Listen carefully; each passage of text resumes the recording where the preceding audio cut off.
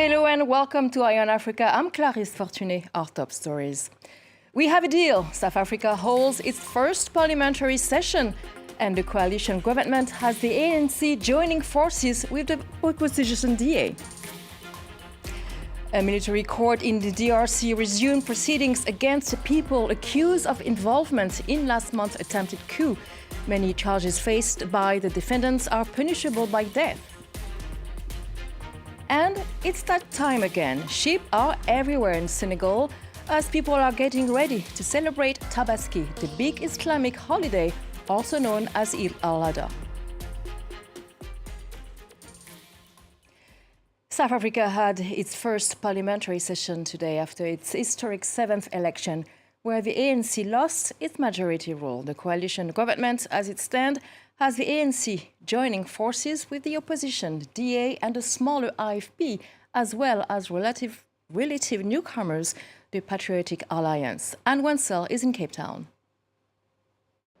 A calm start to the first session of Parliament post the 7th National Democratic elections held on 29 May in South Africa.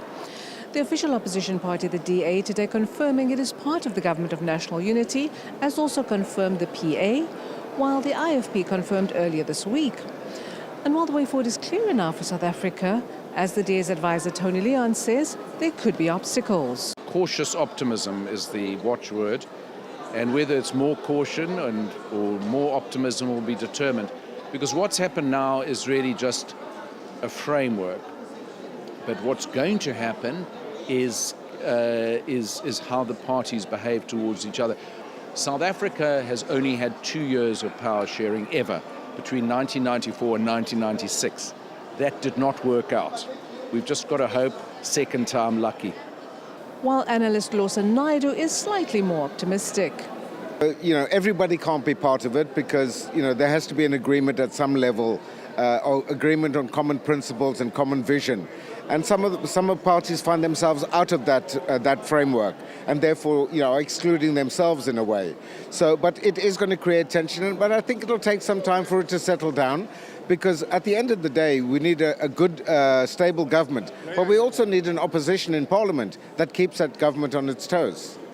And the IFP's Velenkosini Hlabisa raises another concern. No, I'm not expecting any unrest in KwaZulu-Natal, because even yesterday, the chief negotiator of the MK, Ubabu Nhleko, confirmed that the discussions will be ongoing.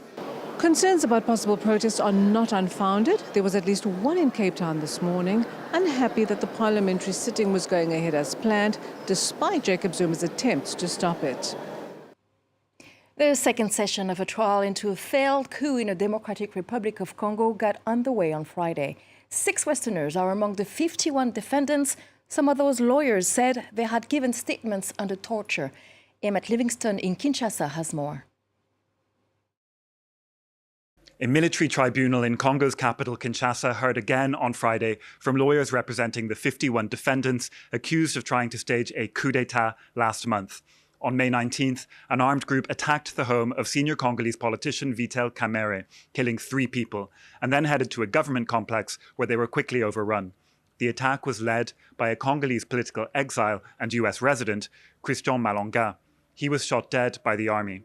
His son and 2 other US citizens were allegedly involved, as well as 3 other Westerners. On Friday, defense lawyers argued that the Americans' original witness statements should be thrown out because they had been made in the presence of an army officer who couldn't speak English. Other lawyers said that their clients had been tortured into signing witness statements. Also, many questioned why the case was being tried in a military rather than civilian court. We have complied with the law, and Article 115 of the Military Legal Code states that a civilian must appear before a common law court.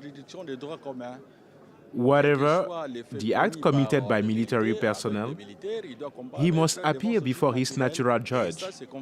And this is in accordance with the Constitution, Article 19, Paragraph 1, that no one can be deprived for his natural judge. And the natural judge for my client is the common law judge. All the defendants are facing charges of terrorism and murder, among other alleged offences, which incur the death penalty in Congo. The military prosecutor asked for several days to prepare his response to the defence lawyers. A new session has been scheduled for June 18th. We now know the candidates for Rwanda's next elections. The Electoral Commission released the final list, which includes, of course, the current president, Paul Kagame. He's running for a fourth term after more than 20 years in power. Opposing him are just two candidates, and Human Rights Watch calls on the authorities to respect freedom of expression. Clément Di Roma reports from Kigali. Out of the 9 aspiring candidates for the Rwandan presidency, only 3 applications were approved by the Electoral Commission. Firstly, that of President Paul Kagame seeking re-election for a fourth term next month. Opposing him are an independent candidate, Philippe Mpayimana, and notably Frank Habineza, often described as the only tolerated opposition in the country, leading the Democratic Green Party. Habineza received less than 1% of the vote in 2017. He asserts that his party has grown since then and is ready for the campaign, which will start on June 22nd. We struggled so much. We've been preparing for this for over 3-4 years, preparing for this. So it was an achievement on our side. You see that there's progress. Story by story, there's progress of the political space. But of course, we're still demanding for more widening of the political space. But at least we appreciate that there's a way forward. So there are like 90 parties together. And we're just 1 against 9. So it's like us against the whole country. So it's a bit scary. But we are strong. We did it before, and we survived. We shall do it again, and we shall overcome. Most parties have rallied behind Kagame's Rwandan Patriotic Front for these elections. Facing them, Habineza plans to highlight issues of individual freedoms, politics, food security and unemployment, which is still high in the country, especially among the youth. The Electoral Commission confirmed the rejection of Diane Ouegara's application, a critic of the regime. According to the Commission, some documents are missing for her candidacy, but Ouegara claims on social media that she's been cheated out of her right to campaign by Paul Kagame. Ghana's central bank continues to maintain interest rates as the country's currency continues to tumble against the dollar and the euro. The cedi is currently one of the worst currencies in the world, according to Bloomberg. So how is the average Ghanaian feeling the economic pinch? Our West Africa correspondent Justice Baidu has been finding out. Ghana's central bank has recently announced that it would be maintaining the country's policy rate at 29%. Earlier this year, as inflation seemed to be slowing down with the economy showing some signs of recovery, there were high expectations that this rate was going to go down. For businesses in Ghana, this may not be good news, as this rate has implications for interest rates on their loans that they use for work and also on the exchange rates in the country. You might think you are making money, but then when you convert it to the dollars or whatever currency you are buying or using, you realize you're not making any money on whatever you're selling. At the end of the day, the final consumer is going to suffer. We as business guys, we don't want to lose. We are in for profit. So if it's about profit, I'll push to the final consumer. Ghana goes into a crucial election in December this year, and election-related expenses may throw the country's budget out of gear, as has been the case in previous voting years. Analysts fear tough times may still be ahead of the country, as the central bank barely has any room to further bring down the policy rate. Our projection is that from now to the end of the year, given the election uncertainty, given also the lack of progress that we are making in terms of restructuring of our debt, especially, of course, we've seen some good news in terms of securing the MOU and the rest of them. That delay and all of that is such that there isn't considerable room for the central bank to take their legs off the accelerator. The IMF has said that the country has made some gains in bringing its economy back on track, but for many Ghanaians, that is yet to trickle down. Now, it's that time again. With Eid al-Adha, one of the main Islamic holidays, also called Tabaski in many West African countries, like in Senegal, where every year people go into a frenzy with families and herders haggling over the price of sheep. which will be ultimately sacrificed as part of the celebration. Our correspondents have more. Pape Saliou is trying to drive a hard bargain. For Tabaski, an important Islamic holiday, he is buying a luxury breed of sheep called a ladoum, sold for up to 4,000 euros by this herder. In the end, Pape managed to negotiate the price down to 2,600 euros.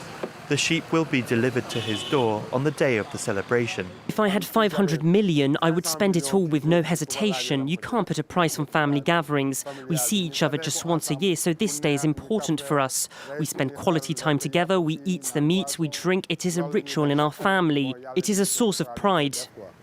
With the religious holiday just days away, the fishing port of Soumbédioune has transformed into a sheep market. There is a very wide offering.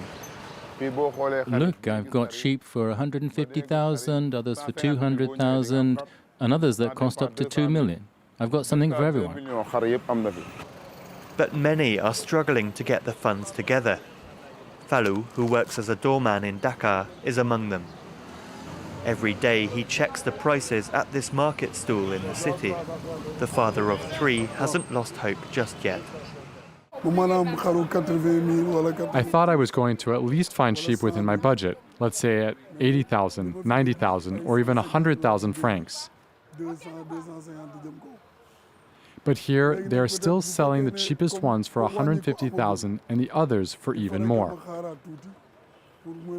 I need to wait a little bit to see how I will make up for the rest. I really want to buy a sheep, but they are too expensive at the moment. With Tabaski preparations in full swing ahead of the weekend, many Dakar residents are leaving the city to villages dotted around the countryside to celebrate with their families. And that's the end of this edition. Thank you for watching Eye on Africa. Keep on watching France 24.